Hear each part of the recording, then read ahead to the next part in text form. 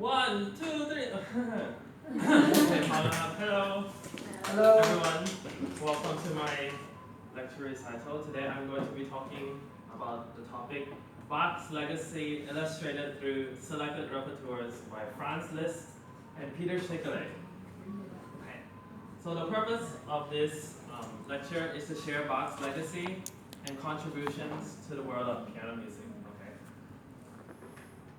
So first I'm going to be talking about Johann Sebastian Bach. Okay. Johann Sebastian Bach was born in 1685 on March 31st, and he died in the year 1750 on July 28th. Oh, okay, so in this lecture recital, I'm going to be talking about three composers, as I mentioned earlier. The first one is Johann Sebastian Bach, the second one is Franz Liszt, and the third is Peter Schnickelet. So, and these two, for this lecture recital, I'm going to be talking about two main pieces. The first piece is Prelude and Fugue on the theme BACH, which is written by Franz Liszt, and the second piece is Notebook for Betty Sue Bach, which was written by Peter Schnickelet. In this lecture recital, I'm going to be talking a lot about information about Bach, so we know who he is. And then I'm going to give a brief information about Liszt and Schnickelet. And then I'm going to be talking about both pieces. And in these pieces, I'm going to have an analysis. In this analysis, I will be talking about the structure, the tonality, and also the pedagogical concerns. Okay, so Bach. So Bach was born in 1685 in the town of Eisenach in Germany. Okay, so this was where he grew up. And then later he moved to Nuremberg. And this is his movement in Germany. He then moved to Arnstadt. And then he went to Weimar. And then he went to Cologne. I'm going to be mainly talking about his time in Weimar. Okay. So Bach in the church. So Bach wrote a lot of liturgy music. So liturgy music is music that is dedicated to God and also dedicated to the church. And Bach was greatly influenced by the church because he was raised in the church, and also because the church influenced him in many different ways. So this is the reason why Bach wrote a lot of music for the church. Okay, so now I'm going to be talking about the organ. Okay, so now the organ is an instrument that Bach also wrote for a lot, and it's very important to notice that Bach, a lot of his works were very popular, and when he did this also made the organ very popular as well.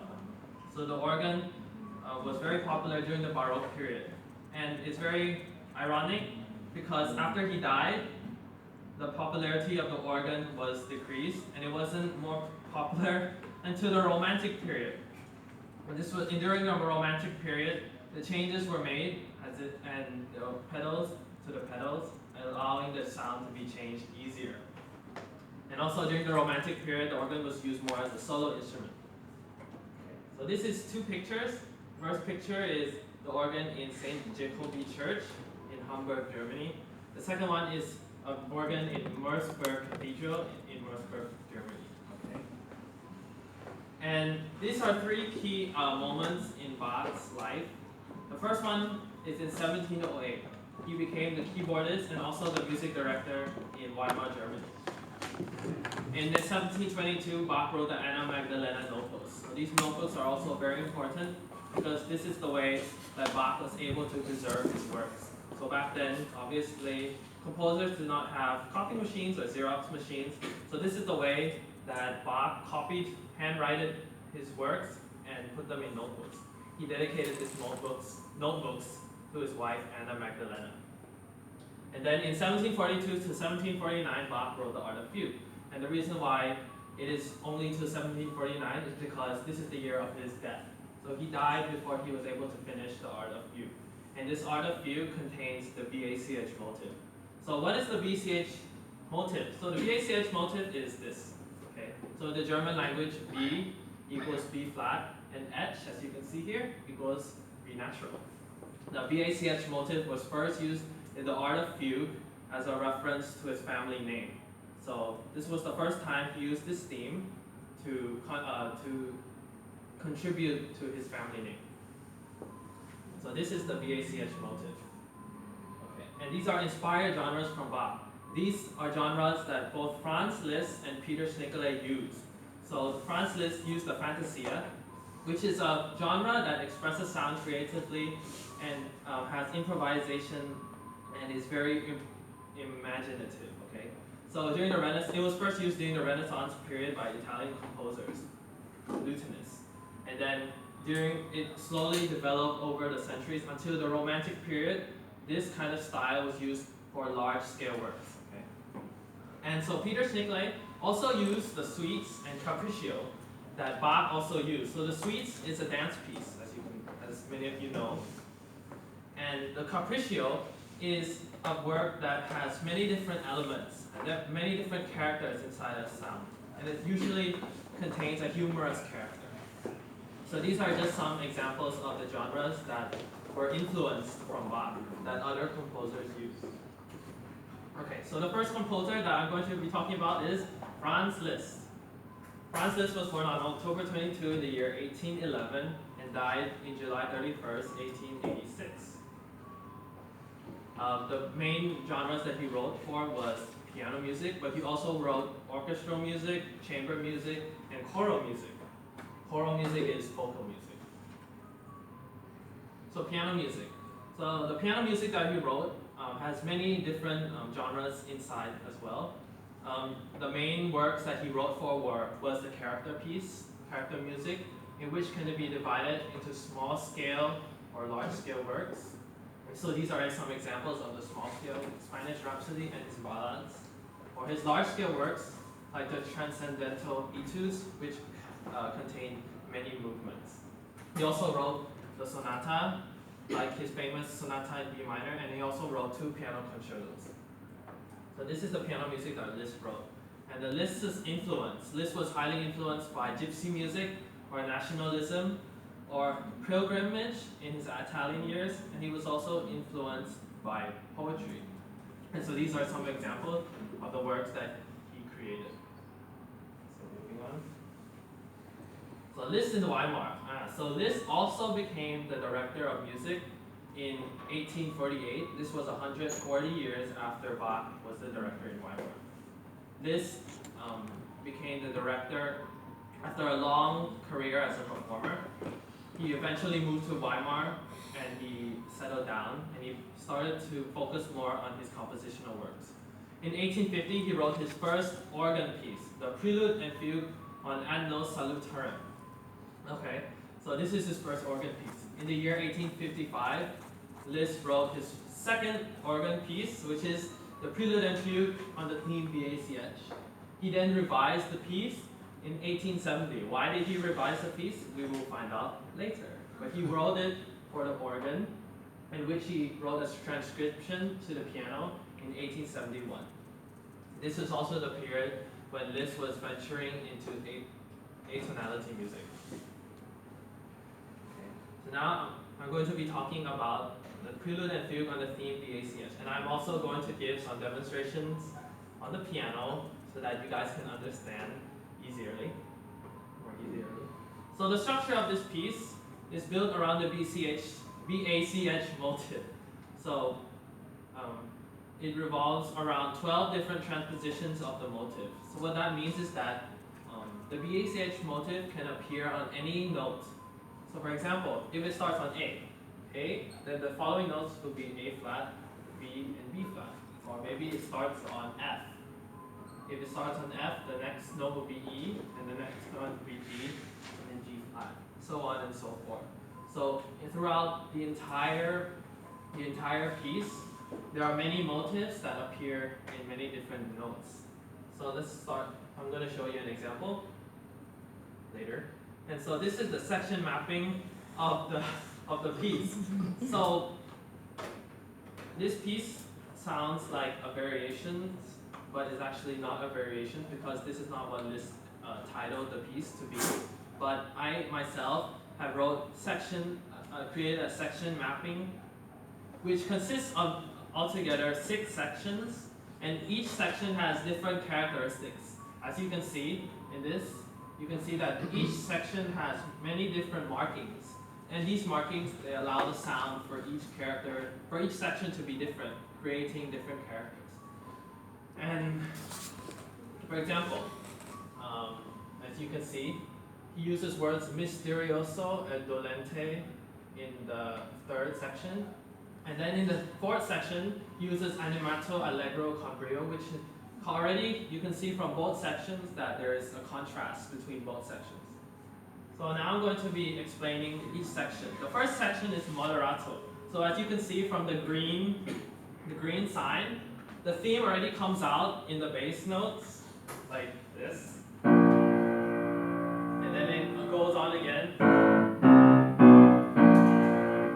And so on and so forth. And you can see that the bass line in the left hand continues this theme all the way until the formata. Okay? So this is the first section. Already you can hear the theme. And this one, as you can see over here on the right hand, the theme appears again, right there.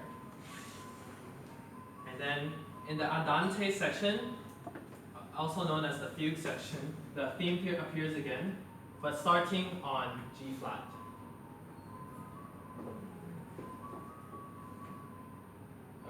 So for the next section is allegro con brio. As you can see, the theme appears again on the top voice of the right hand. It starts on A sharp, and then A, and then C, and then B, which is also the theme. And so in this section, sempre marcato il tema, the theme also appears again, but it appears in chords, in longer phrases, in a long phrase. So I will play this for you, and then. So it appears on the right hand like this.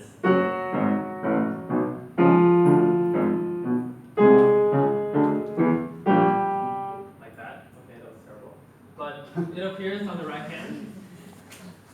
And then for the last section, mesto so, it appears again, but this time it appears in chords, as you can see over here. I'll play it nicely this time.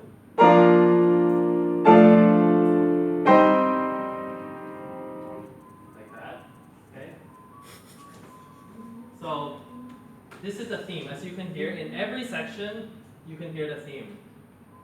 So moving on, for the tonality, as you already might have guessed, the main tonality of this piece is B flat. Okay? So the theme will appear,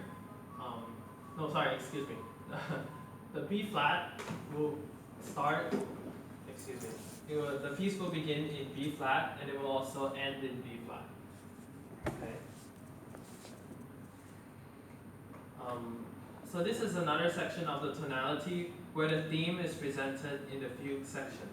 So in the fugue section, the theme will appear in the 3 voices, because in the fugue, as a fugue, there are 3 voices.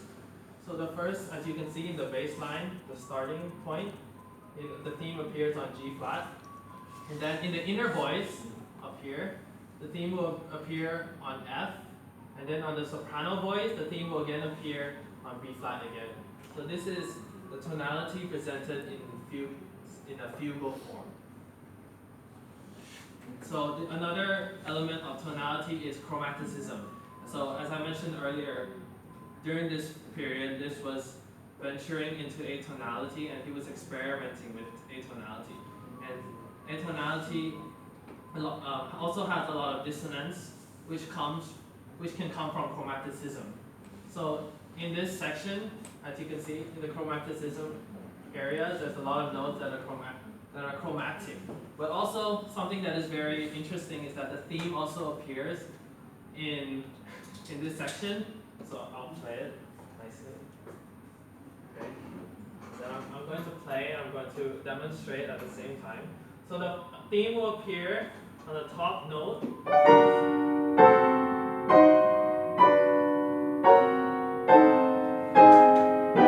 And then the theme will appear on the bass voice.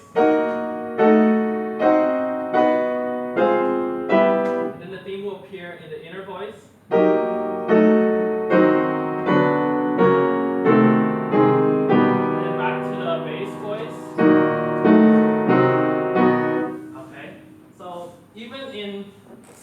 this, where it has a lot of chromaticism, Liszt is able to insert the theme inside these kinds of tight spaces. So it's very interesting, very cool.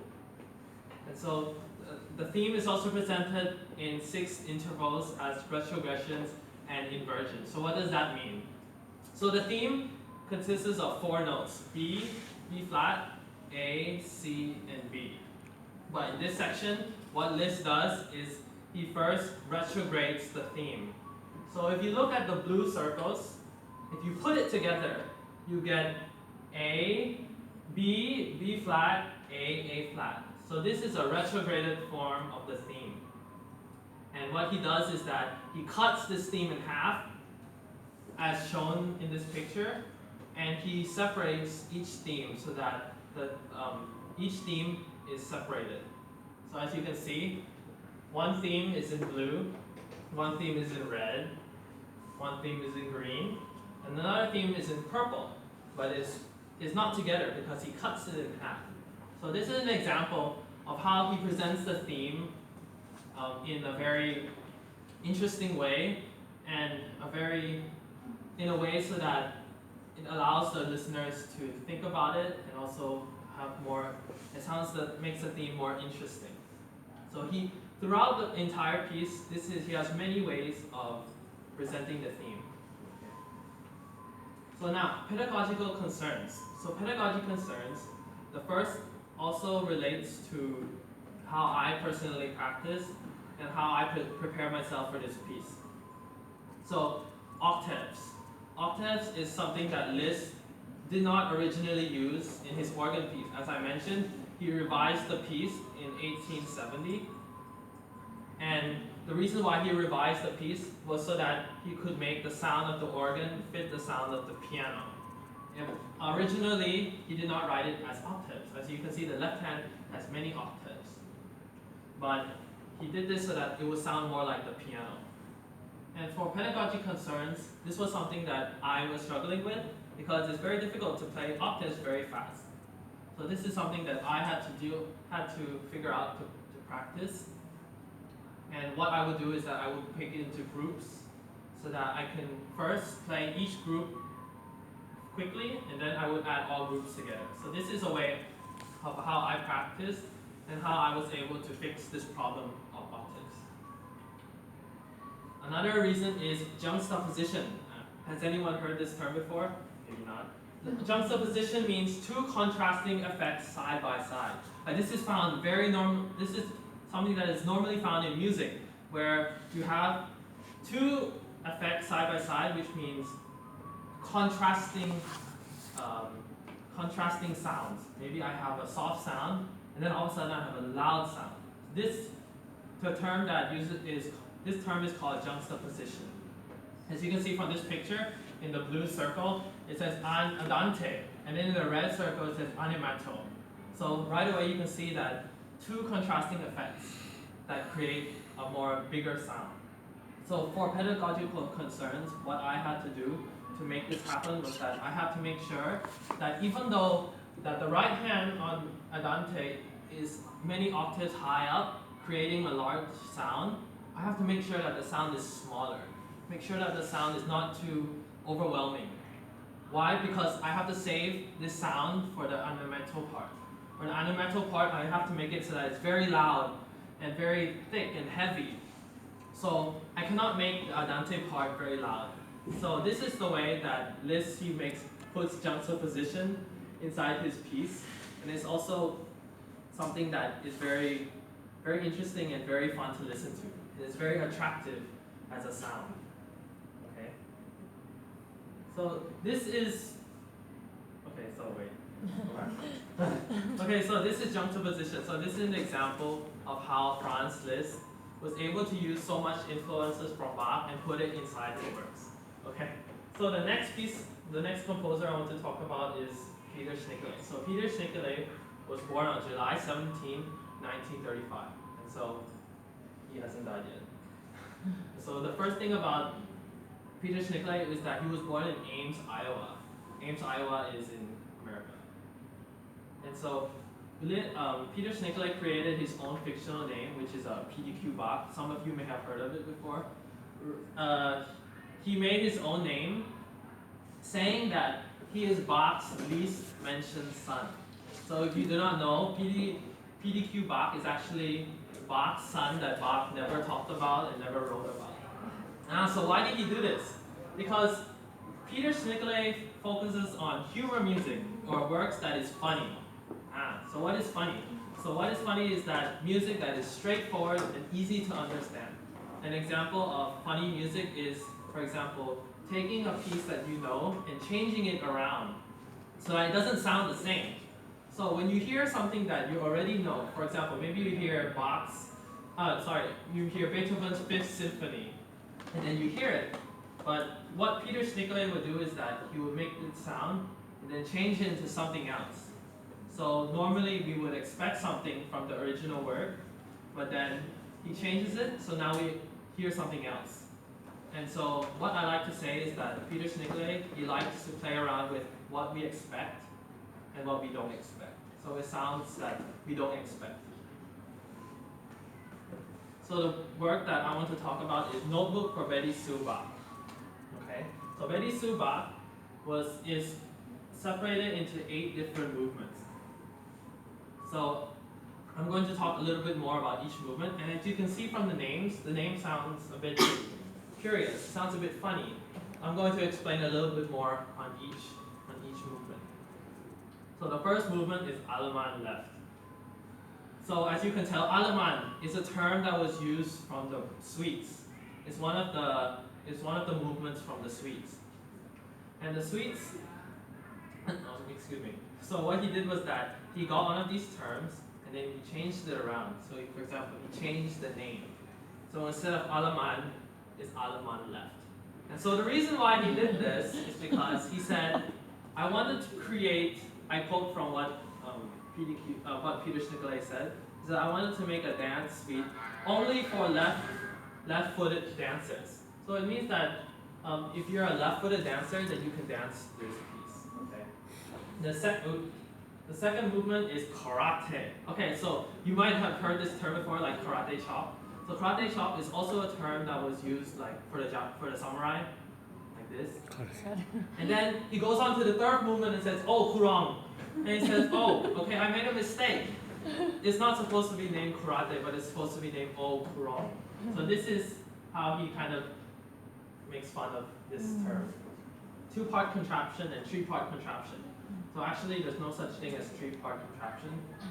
But what Peter Schnickley says is, oh, PDQ Bach never received proper training from Bach himself. So that is why I don't know many things that is musical and I'm getting all this information wrong. So this is why he wrote it like this. Okay. Andre Gide. So Andre Gide, as you know, is also from the suites as well. And as you can see, it also looks like a G, where the left hand has to go over to the right side. So the structure is also very similar.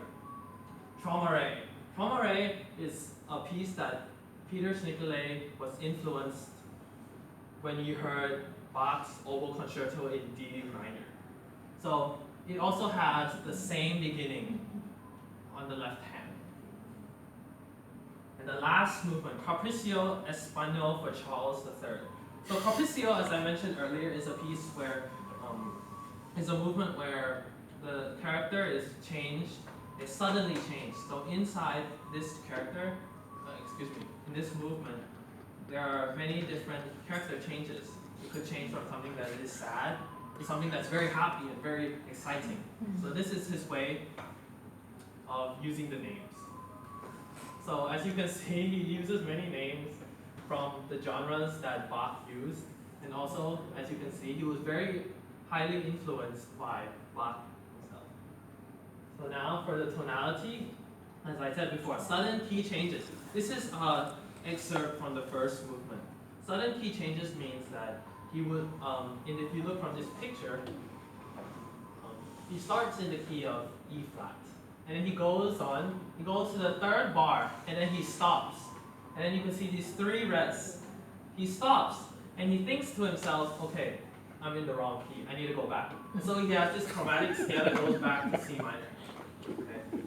This is sudden key changes. Fugue settings. Okay. In the fifth movement, he also uses fugue settings which is also from Bach's Prelude and Fugues. As you can see, he has 3 voices, in the soprano voice, in the bass voice, and also in the inner voice. And so for pedagogy concerts, Allemand left is a movement where in the left hand is playing the same thing over and over and over again. It comes 5 times. And so as a performer, how do you approach this piece is basically you have to make sure that the sound is very different, right? But this is not what Peter Schnickley intended. What he intended was that each time it comes back, it has to sound the same. So as a listener, what you expect is that the sound should develop, the sound should increase maybe, the sound should be louder, or the sound should be softer. But in this case, the sound is the same. So it's kind of funny because that's not really how you're supposed to play music. But this is his way of making music sound a little bit strange, a little bit interesting, more interesting, and it makes the ear kind of twitch a little bit. And so for the second one, 2-chord contraption. This is a part over here. He writes the term continuo ad infinitum. So in this movement, it is divided into 3 sections. The first section up there starts in the C major scale, and then in the second one it starts in G, and then in the third it comes back to C.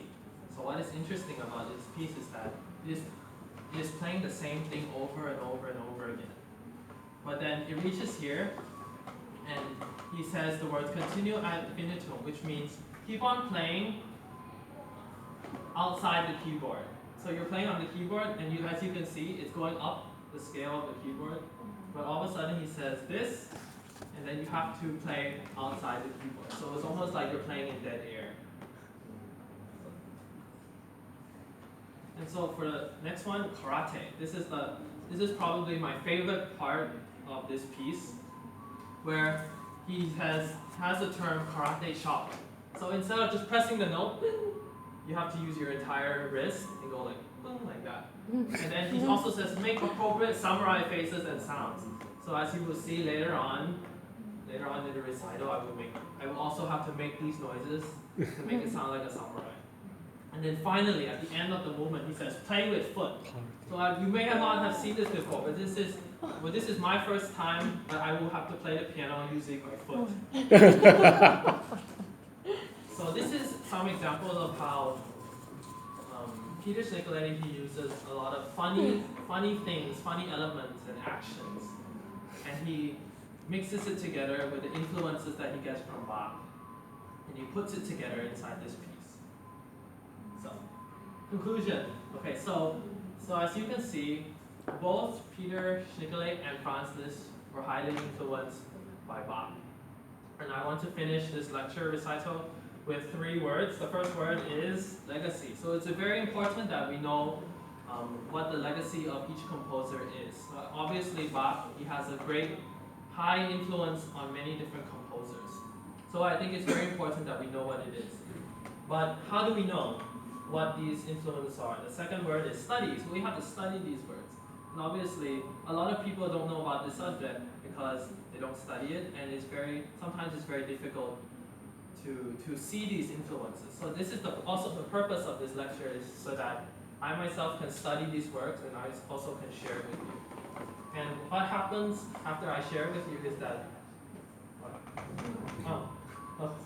And so the last word is admiration. So this is something that we all can do as listeners, as musicians, as regular people, is that when we hear music or we hear something that is influenced from other people, we should have admiration for these composers and these music. So I think this is very important. And this also shows the importance of this lecture recital. So, thank you. Yeah.